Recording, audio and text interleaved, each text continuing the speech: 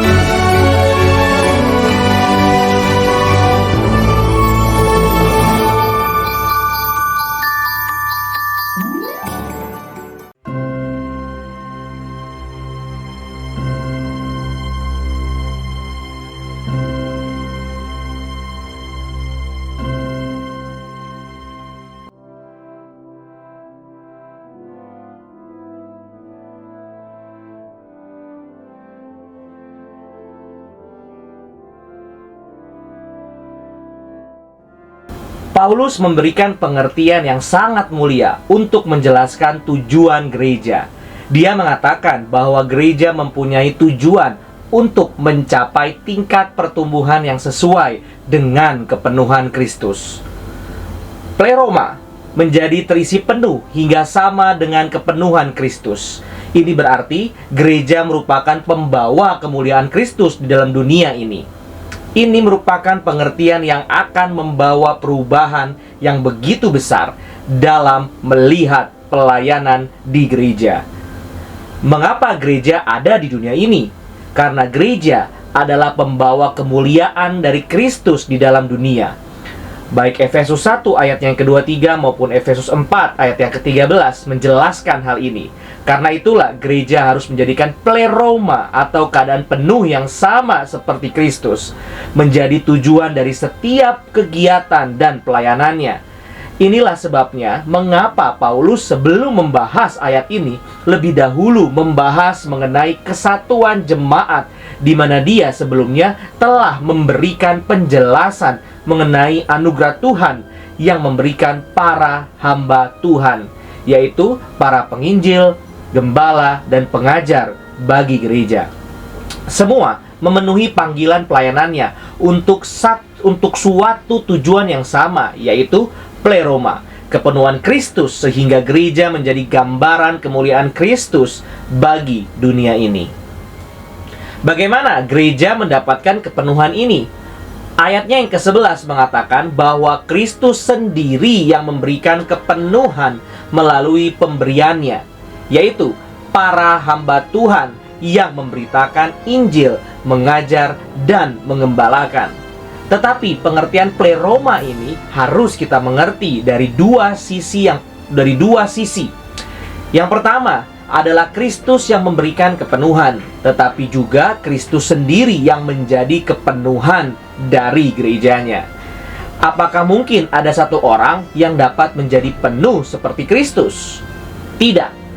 Tetapi secara komunal, ya. Karena itu Paulus di dalam ayatnya yang ke-13 mengatakan, sampai kita semua.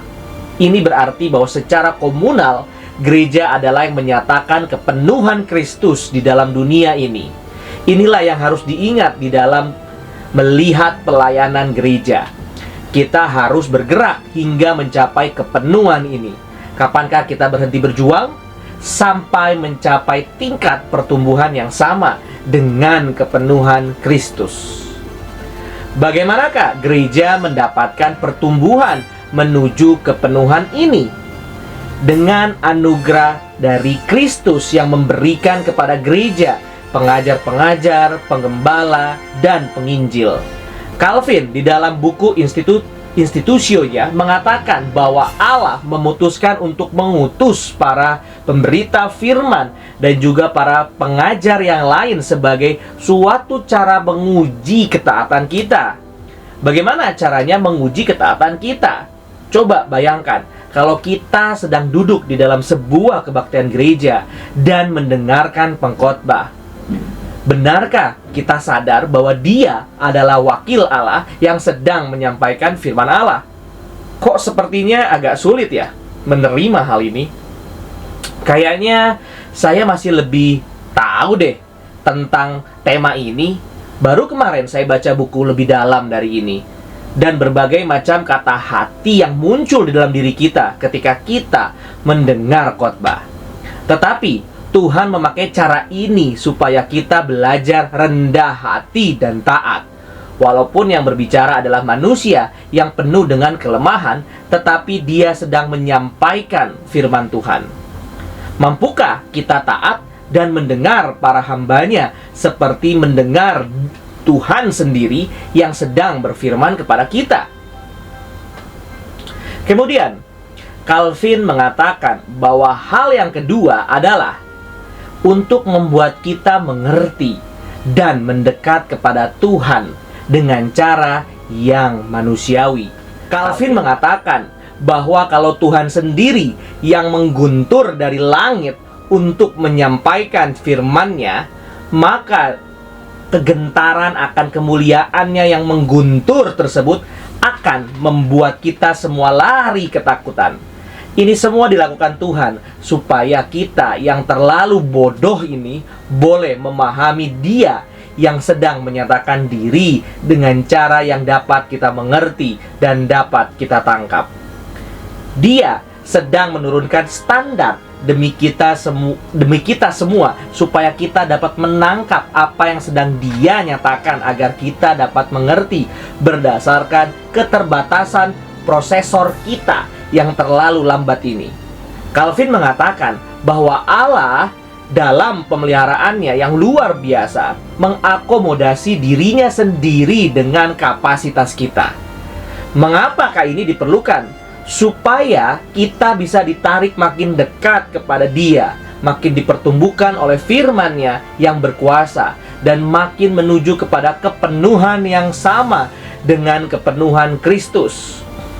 Dari semua fungsi pelayanan yang Tuhan anugerahkan untuk menumbuhkan gereja ini, kita akan memberikan fokus kepada satu, yaitu khotbah atau pelayanan mimbar. Kita akan melihat apa yang dikatakan mengenai hal ini oleh seorang teolog dari New England, yaitu Jonathan Edwards, 1703 sampai 1758.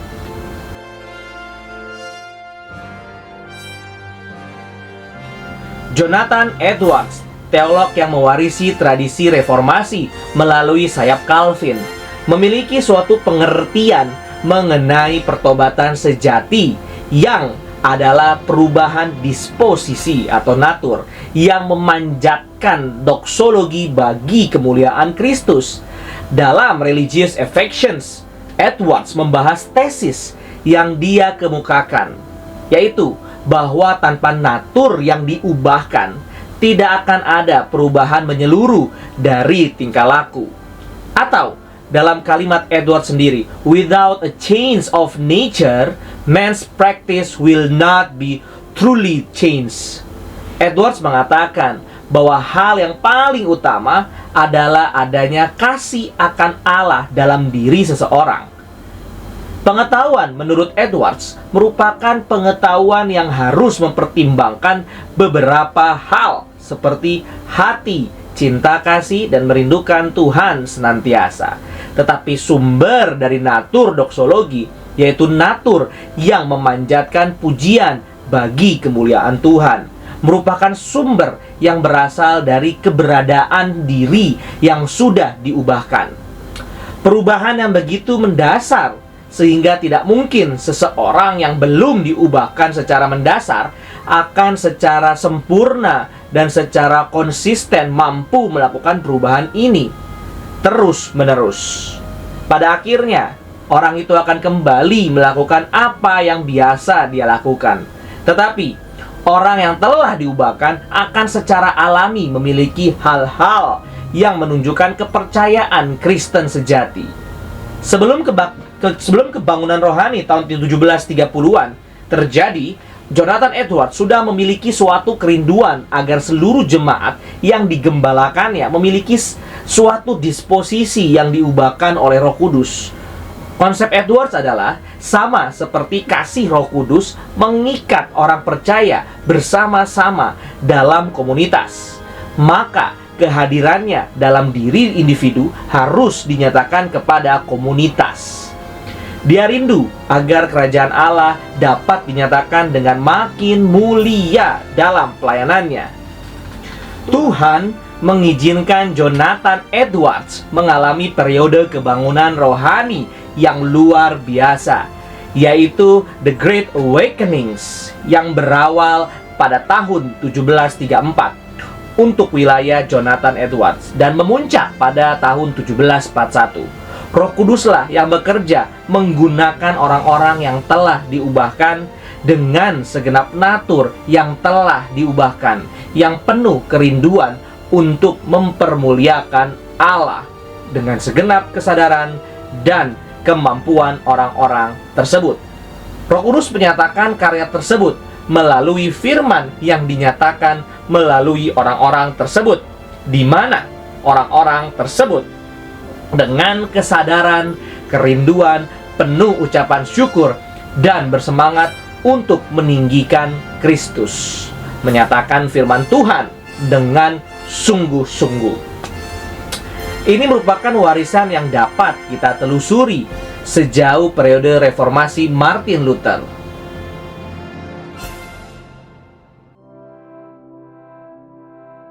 Pelayanan firman dalam pengertian Martin Luther merupakan suatu konsep yang terus diwarisi dan diperkembangkan dalam tradisi reform setelahnya. Luther mengatakan bahwa panggilan dia adalah untuk mengkhotbahkan Injil. Kesungguhan untuk menyatakan Injil dalam diri Martin Luther disertai dengan kepercayaan bahwa Injil akan mengubah segala sesuatu. Ini merupakan konsep yang menerobos abad-abad di mana gereja tidak lagi menyatakan firman Tuhan. Bahkan dalam periode reformasi ada satu lukisan yang menggambarkan Martin Luther dan salah satu kardinal sedang berkhotbah berhadap-hadapan, di mana pendengar terbagi menjadi dua. Luther mengatakan, Tuhan berfirman, sedangkan sang kardinal berkata, Paus berfirman. Lukisan ini menggambarkan bahwa keunikan periode reformasi menjadi suatu gerakan yang besar pada masa Luther, menawarkan khotbah yang menyatakan firman Tuhan. Hamba Tuhan harus mengkhotbahkan firman Tuhan. Luther percaya bahwa Roh Kuduslah yang mempertobatkan, tetapi dia percaya bahwa Roh Kudus juga ini tidak mungkin melakukan pekerjaannya tanpa firman. Demikian pemikiran Martin Luther yang dirangkum oleh Paul Altasus. Yang pertama, the Spirit doesn't speak without the word. Yang kedua, the Spirit speaks truth and in the word. Luther percaya bahwa iman timbul atas pekerjaan Roh Kudus melalui firman, dan Roh Kudus membuat firman memiliki kuasa melalui penyampaian kita, memiliki kuasa untuk menghantam hati manusia. Tradisi ini kemungkinan berlanjut, dan kita akan melihat pengaruh seorang reformator yang bukan hanya mewarisi tradisi reformasi ini dari Luther, tetapi juga memberikan reformasi suatu bentuk dan tata gereja yang dapat memberikan reformasi suatu kubu yang kuat, konsisten, dan berpengaruh tanpa harus bergantung pada kuasa politik. Dia adalah John Calvin. Calvin percaya bahwa firman Allah tidak hanya memiliki kuasa pada waktu pertama kali diberikan, tetapi kuasa tersebut akan terus menyertai pada penyampaian-penyampaian selanjutnya. Calvin juga memberikan tempat tertinggi kepada Alkitab, dan Alkitab dilihat sebagai firman Allah, di mana Kristus, hikmat Allah, adalah sebagai inti beritanya. Karena itu, firman tidak dapat dipisahkan dari Kristus, karena Kristus adalah satu-satunya school master of the church. Dan melalui firman, gereja diberikan kesempurnaan dari ajaran Kristus. Karena percaya pada hal-hal inilah, Calvin berkhotbah. Jonathan Edwards mewarisi tradisi mimbar dari para tokoh reformasi ini dengan menggabungkan konsep baik yang dipelopori oleh Luther maupun yang dipelopori oleh John Calvin. Dari Luther, Edwards mewarisi konsep karya Roh Kudus yang menjadikan firman Tuhan berkuasa, dan karya Roh Kudus yang dia kerjakan, yang Tuhan kerjakan melalui firman Tuhan. Roh Kudus menginspirasikan firman Tuhan menjadi firman yang tertulis, dan karya Roh Kudus juga terus berlanjut dengan memberikan disposisi yang menyatakan kemuliaan Allah melalui mengagungkan Yesus Kristus pada orang-orang yang telah bertobat, sehingga orang-orang berdosa menjadi orang-orang percaya. Roh Kudus ini bekerja melalui firman Tuhan, dan Edwards yang juga meneruskan konsep dari Luther ini dengan kepercayaannya kepada firman sebagai sarana Roh Kudus untuk bekerja adalah orang yang mengizinkan Roh berkarya dengan seluas mungkin dengan kesetiaannya meninggikan dan menyatakan firman Tuhan. Jonathan Edwards juga meneruskan John Calvin dengan pengertian mengenai natur doksologi dari Roh Kudus yang meninggikan Kristus. Penyampaian firman Tuhan seharusnya berfokus pada meninggikan Kristus, dan Kristus yang ditinggikan ini dinyatakan oleh orang dengan natur yang meninggikan Kristus. Khotbah-khotbah Jonathan Edwards merupakan suatu dorongan untuk meninggikan Kristus dengan seluruh keberadaan seseorang. Jonathan Edwards percaya pada pola kebangunan yang dikerjakan Allah pada masa di mana terjadi kelesuhan rohani. Meskipun dia tidak menganggap dia dapat mengetahui waktu di mana Tuhan akan bekerja, dan seluruh khotbahnya merupakan suatu dorongan bagi orang-orang untuk kembali kepada Allah. Dengan beban untuk melihat kemuliaan Allah terus dinyatakan dalam sejarah, maka Jonathan Edwards berkhotbah meninggikan Kristus dan membiarkan Roh Kudus bekerja membangkitkan natur yang memuliakan Tuhan pada setiap orang yang merupakan umat pilihan Tuhan. Khotbah Jonathan Edwards adalah khotbah yang memiliki ciri Puritan yang ketat, yang dengan ketat menggunakan argumen-argumen pendukung dari satu atau beberapa poin yang menjadi pendukung satu tema utama dari sebuah khotbah.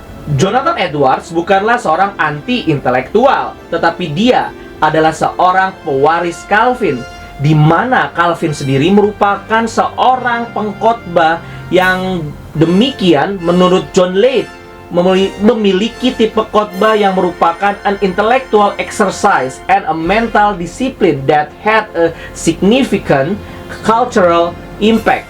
Namun di sisi lain, Calvin juga was not intellectualistic. The learning that was joined to piety had a strong pragmatic and utilitarian quality. Siapapun yang pernah membaca teks khotbah Jonathan Edwards akan setuju bahwa penggambaran mengenai Calvin yang tadi adalah penggambaran yang tepat jika diterapkan untuk mendeskripsikan Jonathan Edwards.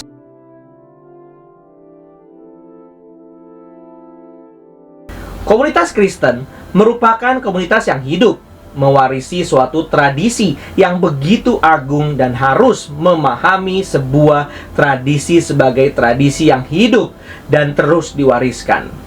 Sebuah tradisi menjadi tradisi yang mati ketika tradisi tersebut menjadi dibekukan dan diambil secara legalistik. Tradisi tersebut menjadi no longer alive but dead and fit only for sterile repetition. Tetapi ketika inti dari tradisi dapat terus dipelihara, maka tradisi tersebut akan menjadi tradisi yang hidup dan diwariskan dengan dinamis. Sehingga pada setiap zaman, kekristenan dapat menjadi pemimpin zaman walaupun minoritas. Tetapi pengertian ini harus dimengerti dalam konsep yang luas. Tradisi yang diwariskan secara hidup dan dinamis adalah tradisi yang dimengerti sebagai suatu bagian sejarah di mana Allah menyatakan pekerjaannya. Pekerjaan yang dikerjakan Allah adalah pekerjaan yang berfokus kepada menyatakan Kristus sebagai pusat. Warisan tradisi inilah yang menjadi suatu harta berharga yang diterima, diperjuangkan, dan diwariskan oleh kekristenan sepanjang sejarah. Kekristenan yang tidak mengerti asal sejarahnya merupakan kekristenan kontemporer yang tidak berakar dan akan segera lenyap seiring dengan berubahnya tren berpakaian. Tetapi kekristenan yang melihat sejarah tanpa menyadari signifikansinya bagi zaman kontemporer akan menjadi kekristenan yang mati dan mewariskan tradisi legalistik yang mati kepada generasi selanjutnya. Kedua kubu ini tidak mungkin menggambarkan tradisi Kristen yang sejati, tetapi tradisi Kristen yang mewarisi semangat gerakan menangkap inti dari sejarah dan memperjuangkannya pada zamannya adalah tradisi Kristen yang sejati. Apakah berlebihan bila saya katakan bahwa tradisi reform memiliki hal ini? Saya tidak sedang berkata bahwa apa yang terjadi sepanjang sejarah reformasi hingga diwariskan hingga reform saat ini merupakan suatu pelajaran sejarah yang harus dibakukan dan dianggap tak mungkin salah. Namun, sebagaimana yang diakui oleh John Lake,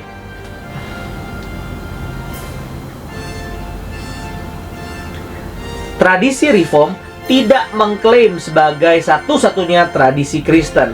Itu tidak mengklaim sebagai satu cara gereja apostolik yang satu, suci, Katolik, telah hidup menyerahkan iman dan kehidupannya kepada setiap generasi baru. Itu memang mengklaim sebagai bentuk otentik dari komunitas Kristen yang memiliki kekuatan khusus, tetapi juga kelemahan dan masalah. Ia cenderung menjadi umat Tuhan dalam segala kepenuhan mereka. Atas dasar klaim ini, ia meminta penerimaan dan kritik. Dengan memahami tradisi reform sebagaimana tujuannya yang terus-menerus diwariskan, yaitu meminjam John Lake bahwa untuk menjadi the people of God in all their fullness, maka reform memiliki suatu tradisi yang tidak terbantahkan dipakai Tuhan untuk menyatakan begitu banyak pelajaran berharga bagi setiap zaman. Saya rindu agar tradisi reform dengan mengambil segala kekuatan darinya sambil berhati-hati pada kelemahannya boleh menjadi suara yang dapat kembali menyadarkan gereja mengenai satu bidang kehidupan bergereja yang sangat penting, yaitu mimbar. Tradisi kekristenan tidak pernah lepas dari pengaruh yang diberikan dari atas mimbar. John Lake mengatakan bahwa senjata untuk membentuk suatu komunitas Kristen untuk menjadi komunitas yang membentuk kehidupan komunitas lebih besar, di mana komunitas Kristen itu adalah firman Tuhan. Prinsip mimbar dari Jonathan Edwards memberikan suatu sumbangan yang besar bagi kelanjutan tradisi Kristen. Prinsip ini adalah prinsip disposisi doksologis.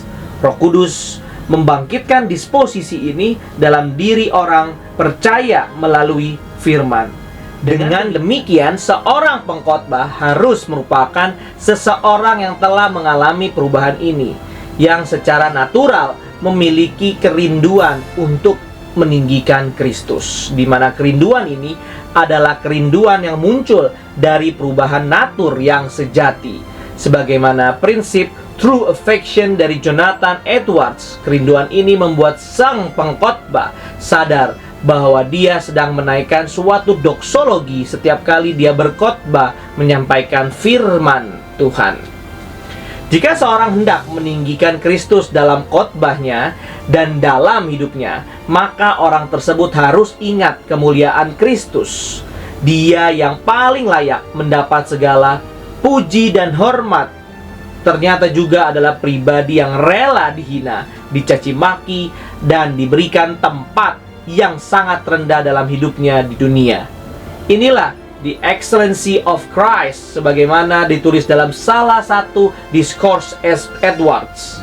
Maka jika Kristus yang mulia rela untuk mengambil kehinaan, apakah layak bila seorang pelayan mimbar mencari untuk dipermuliakan? Bukankah mimbar dapat menjadi tempat mencari pengakuan?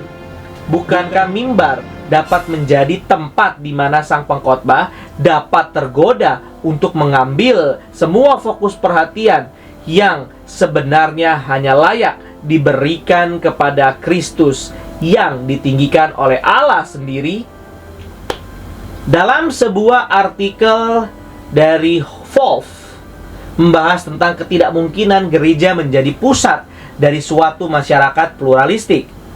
Ini disebabkan karena setiap bidang telah memiliki senter mereka sendiri, sehingga gereja tidak mungkin lagi dapat mewujudkan mimpi untuk kembali pada abad pertengahan, di mana gereja menjadi sang ratu untuk segala bidang.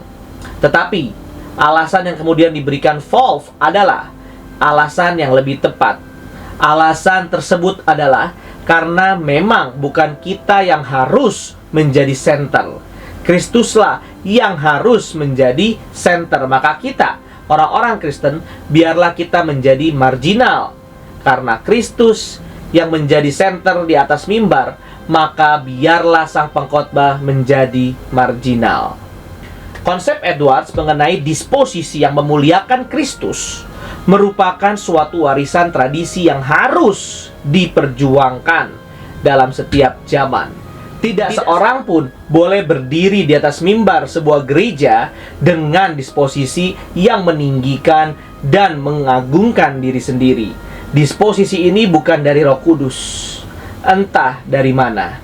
Dan karena saya tidak ingin menyebut direpetisi dari setan, ini tidak ada dalam konsep Edwards. Maka biarlah saya mengatakan bahwa peninggian diri merupakan suatu natur yang terus merepetisi diri sendiri, berasal dari diri yang jatuh ke dalam dosa dan memuncak pada keangkuhan yang pada akhirnya membawa seseorang kepada kebinasaan.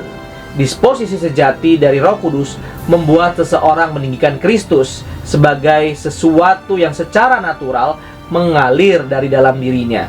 Dia tidak harus berpura-pura dan dia tidak harus merasa tidak nyaman.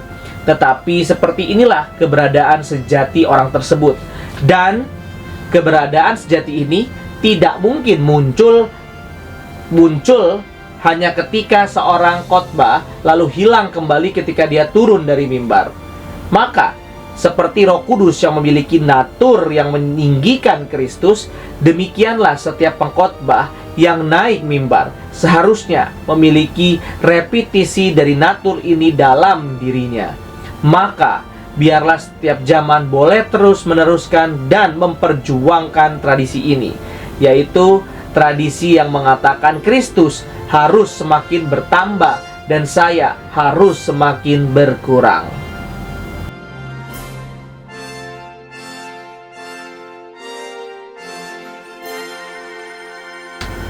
Maka dengan pembahasan tersebut kita boleh belajar satu prinsip yang sangat penting. Meninggikan Kristus melalui khotbah adalah cara yang Tuhan Allah sendiri pakai untuk memberikan kepenuhan bagi gerejanya. Pleroma yang akan menyatakan kemuliaan Kristus di dalam dunia melalui kehadiran gereja. Kalau mimbar dari suatu gereja sudah tidak lagi membahas kebenaran firman dan memancarkan doksologi bagi kemuliaan Kristus, mungkinkah gereja dapat menjadi pleroma yang menyatakan kemuliaan Kristus di dunia ini?